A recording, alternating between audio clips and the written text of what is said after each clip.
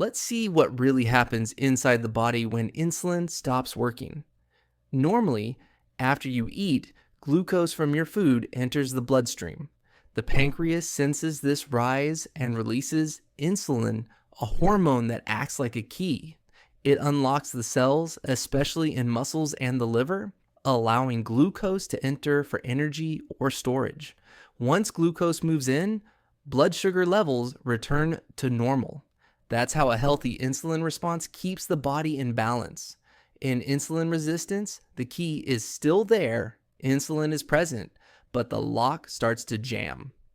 Muscle, fat, and liver cells stop responding properly to insulin signal.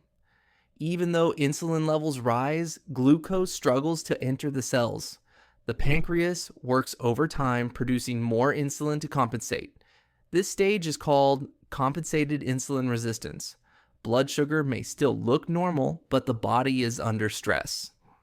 Inside the cell, insulin normally binds to its receptor on the surface. This activates a signaling chain, the IRSPI3KAKT pathway, which instructs the cell to take up glucose. But in insulin resistance, this pathway becomes disrupted.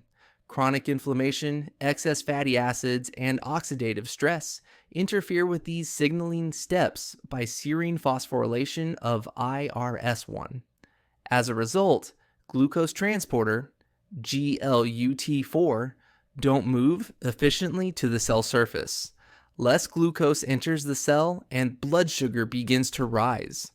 Now, the body has both high insulin and high glucose, a condition known as hyperinsulinemia. Over time, the pancreas can't keep up with this demand. Beta cells begin to fatigue and fail, leading to rising blood sugar levels, the stage we clinically recognize as type 2 diabetes. The most common causes include excess body fat, especially around the abdomen, physical inactivity reducing glucose uptake by muscles, high-calorie diets rich in refined carbs and fats, chronic stress and hormonal changes involving cortisol, and even genetics can make some individuals more prone to insulin resistance, even at lower body weights. Or the good news, insulin resistance can be reversed. Regular physical activity increases muscle sensitivity to insulin. Weight loss reduces the inflammation that blocks insulin signaling. Balanced diets with controlled carbohydrates and higher fiber help restore normal glucose control. So insulin resistance isn't just about sugar, it's about how every cell in the body responds to one of its most vital hormones. Understanding this mechanism helps us target the root cause of diabetes, not just its symptoms. Stay tuned for the next video. Thanks for watching.